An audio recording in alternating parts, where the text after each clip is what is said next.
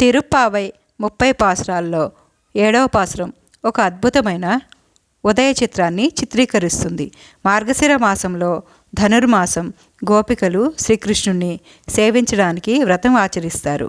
ఈ పాసురంలో ఆండాళమ్మవారు మరో గోపికను మేల్కొల్పుతూ ప్రకృతి మేల్కొన్నట్లు పక్షుల కిలకిల రావాల శబ్దాలు, గోపికల సంభాషణలో పెరుగు కవ్వం శబ్దం ఆహ్లాదకరంగా వర్ణిస్తుంది.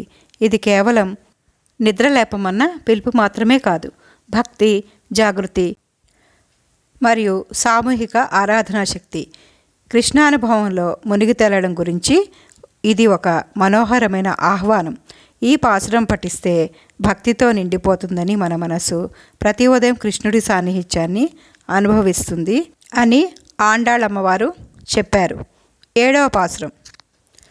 కీషు కీషన్ రింగుం అనే చాతన్ కలందు பேசின பேச்சரவம் கேட்டிலையோ பேய்ப்பெண்ணே காசும் பிறப்பும் கலகலப் பக்கை பேரு வாசன் அருங்குள் ஜிலாய் சியை மர்த்தி நாளை ஓசை படுத்ததை ரரவம் கேட்டிலையோ நாயகப்பெண் பிள்ளாய் நாராயணன் மூர்த்தி கேசவனை பாடுவும் நீ கேட்டே கிடத்தியோ தேதோஷமுடையாய் తిరవేలోరెంబావాయ్.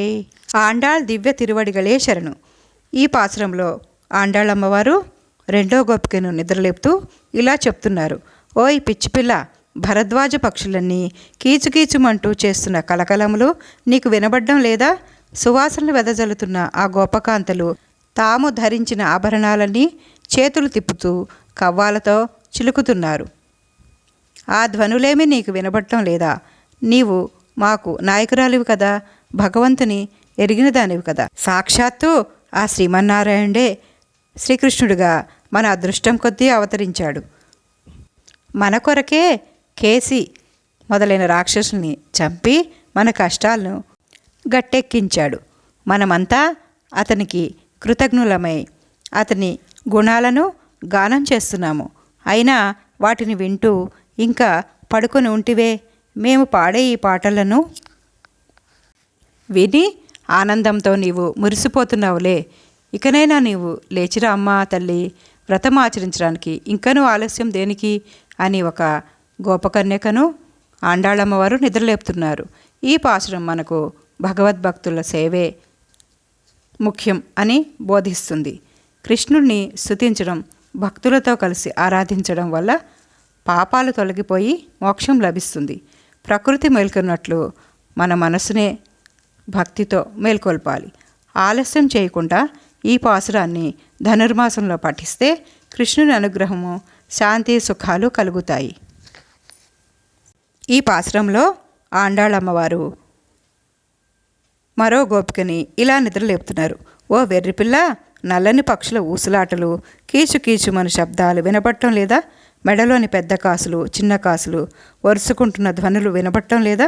కాసుల పేర్ల ధ్వనులు, కొప్పుల సవడలు, కవ్వములు, పెరుగును చిలుకగా వచ్చే ధ్వనులు వినపడటం లేదా? ఓ గోపికా నాయకి, వారందరూ ఆ శ్రీమన్నారాయణమూర్తిని కేశవ, నారాయణ అనే నామాలతో పిలుస్తూ పాడుతూ ఉంటే ఇంకా నిద్రపోతున్నారా? ఓ తేజోవతి, లేచి తలుపు తెరువు. లోకానికి శుభాన్ని చేకూర్చేటువంటి ఈ మన శ్రీవ్రతాన్ని త్వరగా ఆచరిద్దాము అని ఆండాళమ్మవారు ఆ 2వ గోపికతో చెప్తున్నది. ఈ వీడియో కనుక నచ్చితే ప్లీజ్ ఒక లైక్, షేర్ చేసి సబ్స్క్రైబ్ చేసుకోండి. మిగిలిన పాసురాలను వినాలంటే, వాటి అర్థాలను కూడా తెలుసుకోవాలంటే బెల్ ఐకాన్ని యాక్టివేట్ చేసుకోండి. నమస్కారం. సర్వేజన సుఖినో భవంతు.